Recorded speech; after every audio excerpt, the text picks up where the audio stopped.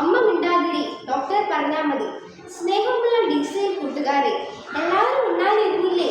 എത്ര നേരമായി നിന്നെ ഒരുമിച്ചുണ്ടായി വിളിക്കുന്നു. ഒന്ന് വന്നിരിക്കും മോനെ. എനിക്ക് വേണ്ടെന്ന് ഞാൻ എത്ര തവണ പറയുന്നു.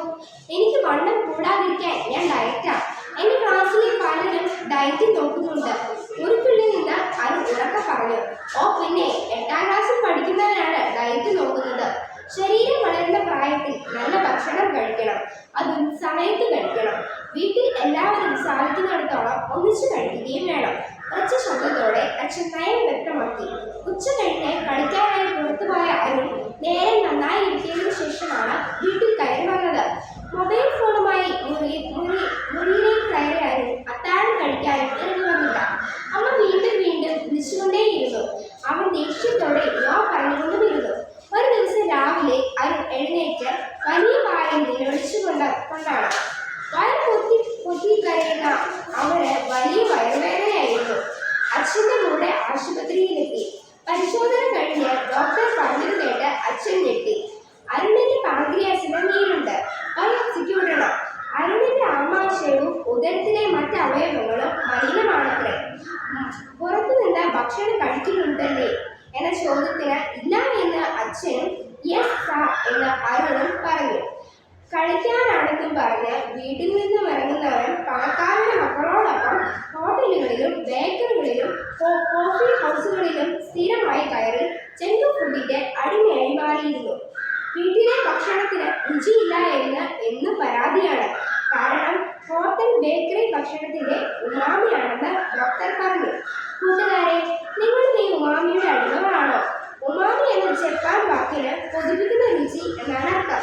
തക്കാളി, പനീർ, മട്ടൺ, ചിക്കൻ, മത്സ്യം, കൂൺ, കടൽക്കായൽ എന്നിവയിൽ നിന്നും ലഭിക്കുന്ന സ്വാഭാവികമായ ഉമാമി ആരോഗ്യത്തിന് നല്ലതാണ്.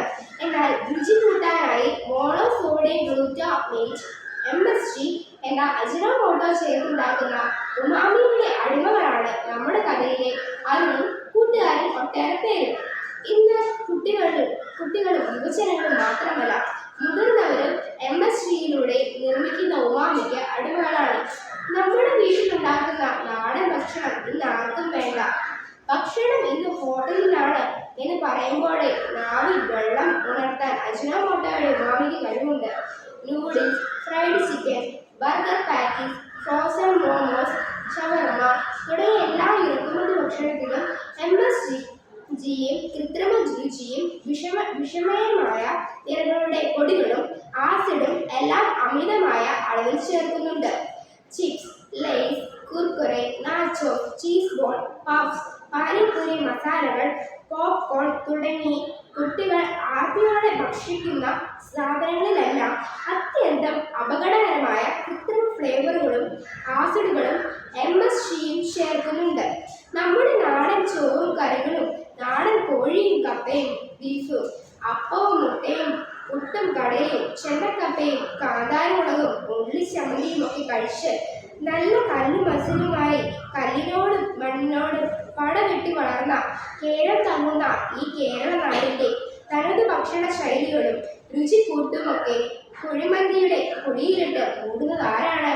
കൂട്ടുകാരെ, ഭക്ഷണം ഒരു സംസ്കാരമാണ്. ഓരോ നാടിനുമുണ്ട് സ്വന്തമായ ഒരു ഭക്ഷണ സംസ്കാര ചരിത്രം. അതിനാൽ നമുക്ക് വീട്ടിലെ ഭക്ഷണം കഴിച്ചു വളരാം. അരുണിനെ പോലെ പല കൂട്ടുകാർക്കും വീട്ടിലിരുന്ന് അച്ഛനും അമ്മയും പറയുന്നതിന് ഒരു വിലയുമില്ല. വയറും തിരുമ്മി ആശുപത്രിയിൽ ചെല്ലുമ്പോൾ ഡോക്ടർ പറഞ്ഞാലേ സത്യം മനസ്സിലാകും. നമ്മുടെ വീട്ടിൽ ഭക്ഷണവും ഭാഷണവും മതി എന്ന് പറയാം. അമ്മക്കറികളുടെ രുചിയും ആവ് പാറുന്ന ചോറിൽ ഒരു തുള്ളി എണ്ണയും ഉപ്പും പുരട്ടി അമ്മ വാരിത്തരുന്ന ചോറുരുളകളുടെ അരുള